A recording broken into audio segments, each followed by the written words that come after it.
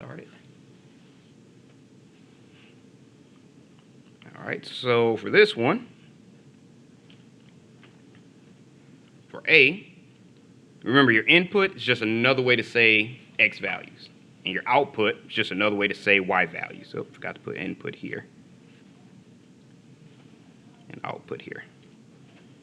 Okay. So every X value has exactly one arrow coming out of it, or every input. So as long as just one arrow is coming out of your input, you know it's going to be a function. So it is a function.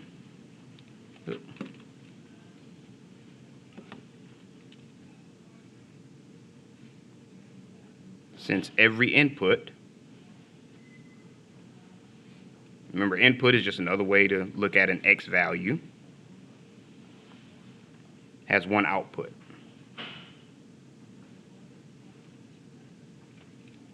Which is just another way to say your Y value.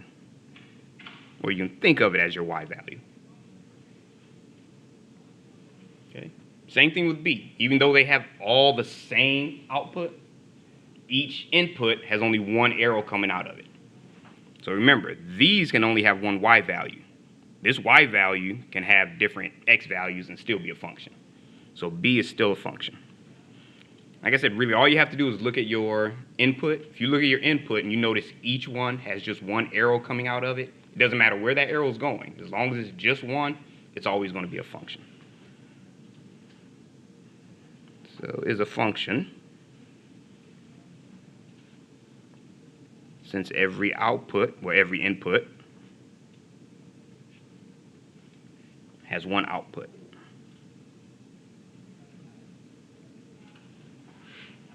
All right, so any questions on that one? All right, leave that up for a few more seconds.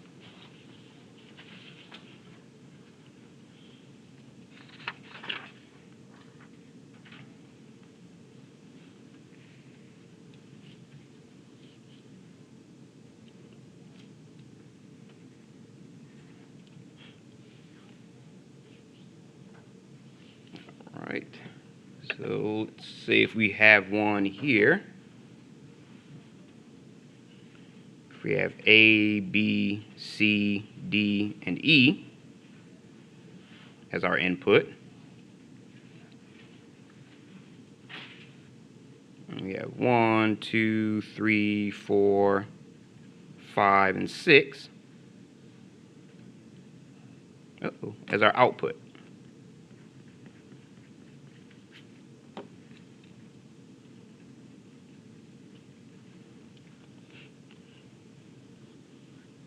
Okay, and from A, let's say we take that to 1. B will take that to 2. Say C will also take that to 2. Let's say D will take that to 4. And say we'll also take D to 3. And we'll take E to 4. Okay. So we can see immediately that D has 2 arrows coming out of it. So the minute your input has more than one arrow coming out of it, you automatically know it's not a function. It can only have one arrow coming out of it. So all of these would be okay. If you didn't have D, it would be a function. But just the fact that you have 2 different Y values or 2 different outputs, that immediately makes that not a function. Okay, so it's not a function since the input D has more than one output.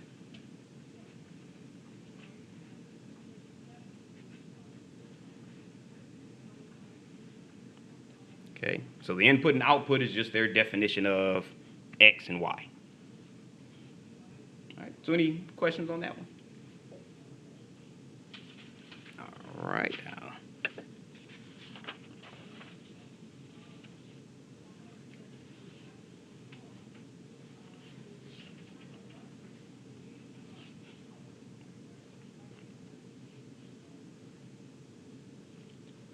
Okay, so we know how to figure out if it's a function if you have a series of points. You know how to figure out if it's a function if you have diagrams or graphs. Now we're going to figure out if it's a function based on just the equation. And there are a few shortcuts to that one.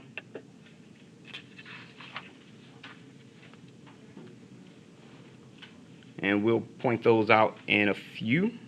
Okay, so to find out if an equation is a function,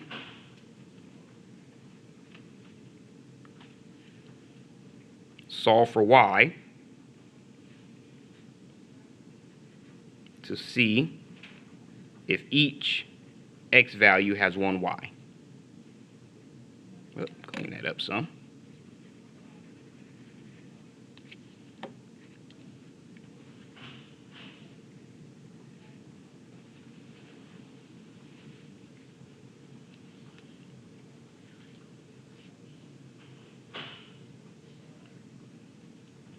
Okay, so let's say, for example, if we wanted to see if y equals x squared is a function. So determine if y equals x squared is a function.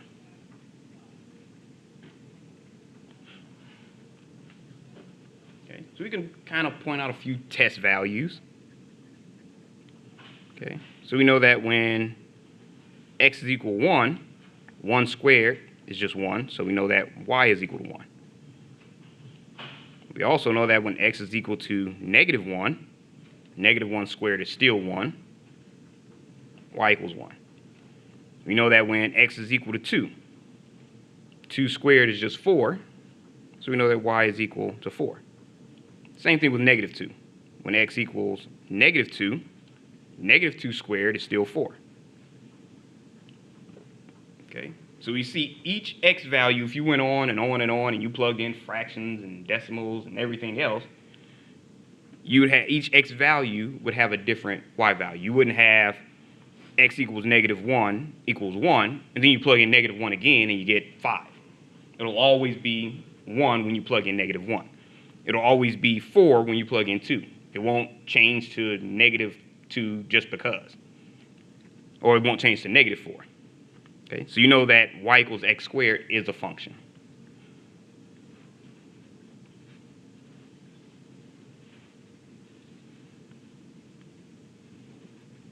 Since every possible x value has only one y.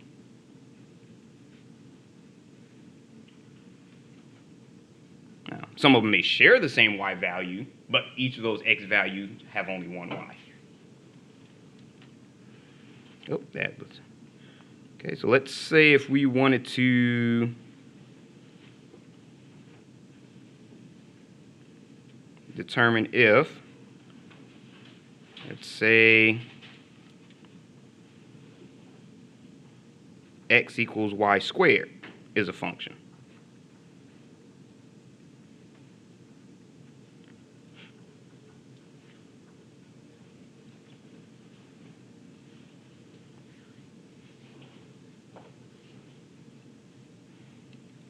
Okay, now with this one,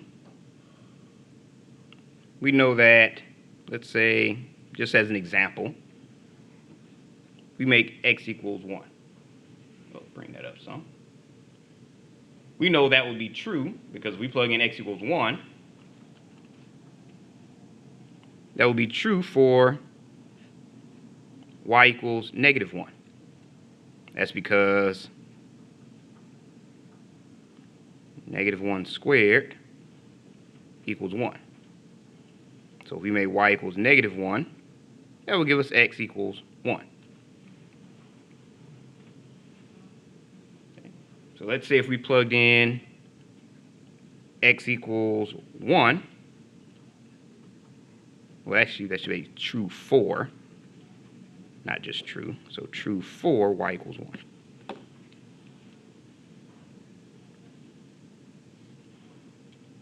Okay. So that's true for y equals 1. Because remember, for this one,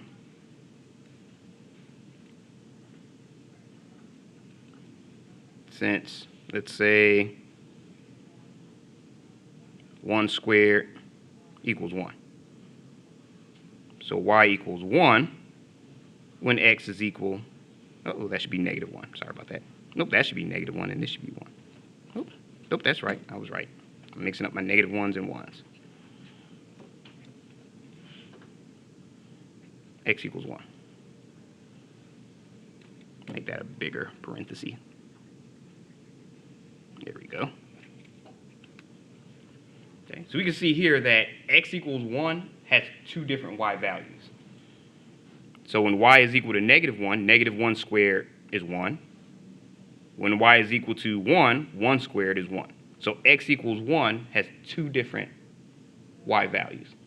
So whenever you see a y squared or a y to the 4th or y to the 6th or y to the 8th, any y with an even exponent, that's always going to be not a function.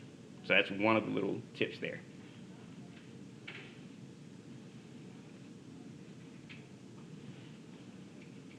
Not a function since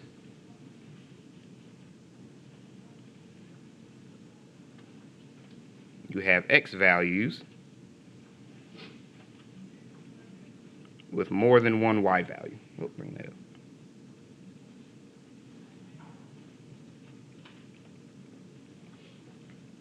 Okay, so it's not just 1. You have x equals 4. If x is equal to 4, you have negative 2 squared, which is 4, and you have 2 squared, which is 4. Same thing with 9. You have 3 squared and negative 3 squared, so you always have those x values with more than one y value. Okay. Not saying it's not a solution to it, it's just not a function by definition.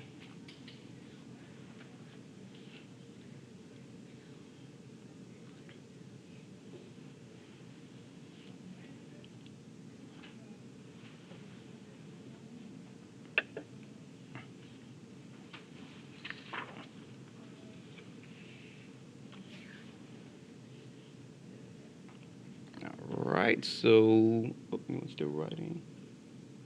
Alright, looks like everyone's done. Okay, so what if we wanted to determine whether 3x squared plus y equals 1 is a function?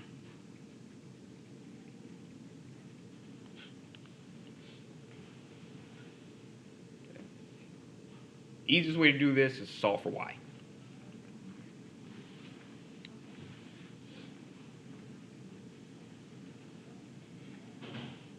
Okay, so if we subtract 3x squared from both sides, you have y equals negative 3x squared plus 1. Okay, so we know if we plug in x equals 1, we have negative 3 plus 1, you'll get 4. If you plug in negative 1, you'll get the same thing, negative 3. Nope, negative 3 plus 1 is negative 2. I don't know why I said 4. So you have negative 2. So you have y equals negative 2, but each x value has only one y value. So even though some will share it, it's still considered a function.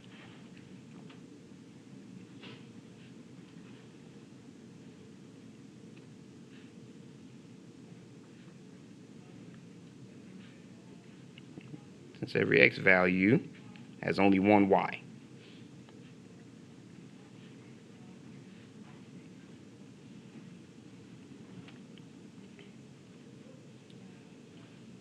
Okay. Notice that the y isn't y squared, it's not y to the 4th, it doesn't have an even exponent.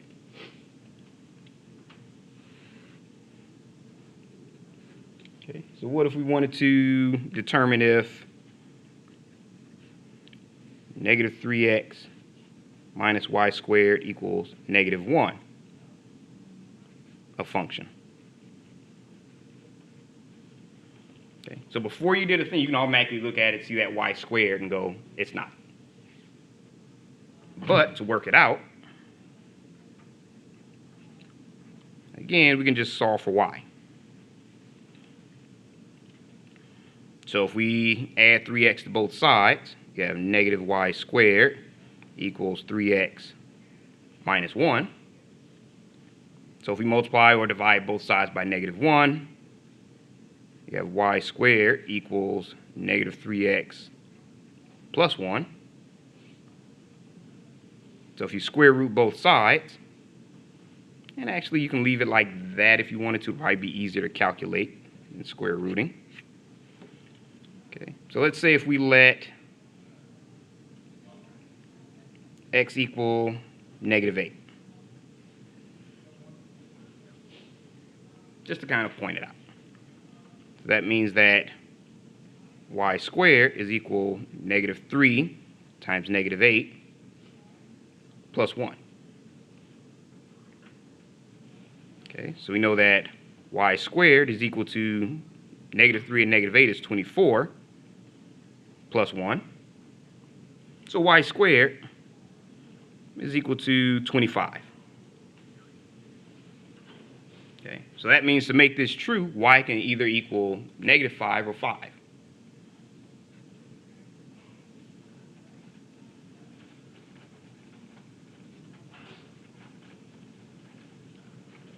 Okay, so both of those will make that true. So that means when x is equal to 8, y can equal to 5, or y can equal to negative 5. So x equals negative 8 has two y values. So it's not a function.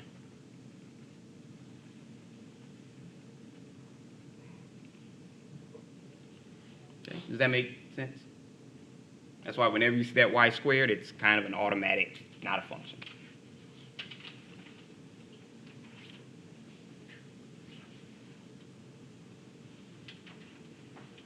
Okay. But be prepared to give a possible example like this. It won't just be on the test where it says, okay, is it a function or not a function? You may be asked to, okay, show an example or plug in a value or something like that.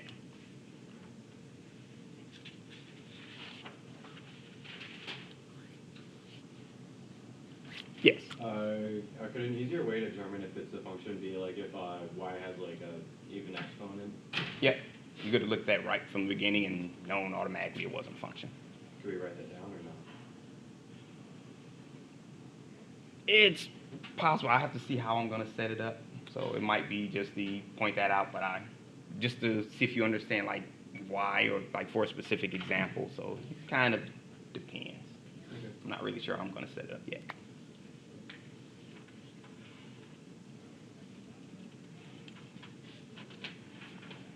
All right.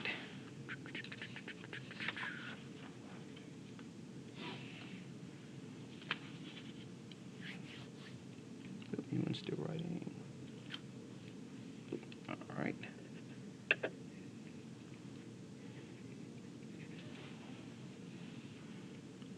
Okay, so we can already tell, let's say if we wanted to determine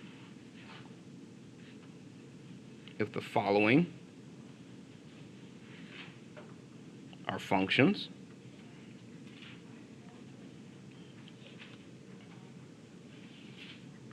Oh, about to write solution and didn't write the problem yet.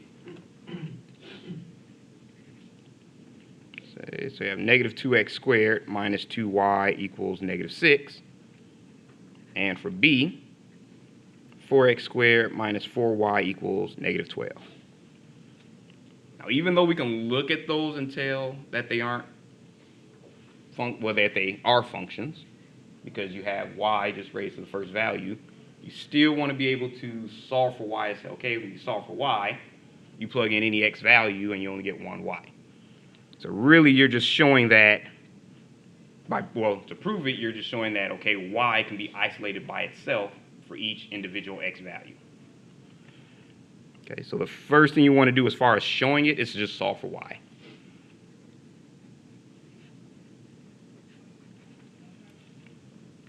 Okay, so if we add 2x squared to both sides, we have negative 2y equals 2x squared minus 6. Divide everything by negative 2. You have y equals 2 divided by negative 2 is negative 1, so you have negative x squared plus 3. Negative 6 divided by negative 2 is plus 3. Positive 3, rather. Okay. So you can see there, you can't isolate y by itself, so any x you plug in will just give you one y value. So if you add x equals 1, you have negative 1 squared plus 3, so that would be negative 1 plus 3, so that would be 2. You wouldn't get a different y value if you plugged in negative 1 again. Okay, so you know this is a function.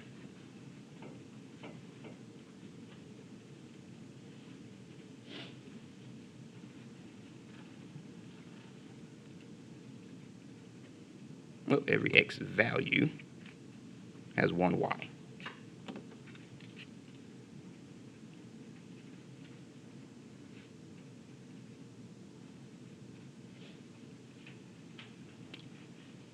Okay.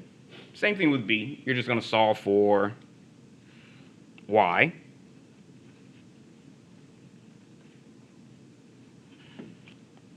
Okay, so if you have subtract 4x squared from both sides, that's negative 4y equals negative 4x squared minus 12. Divide each term by negative 4,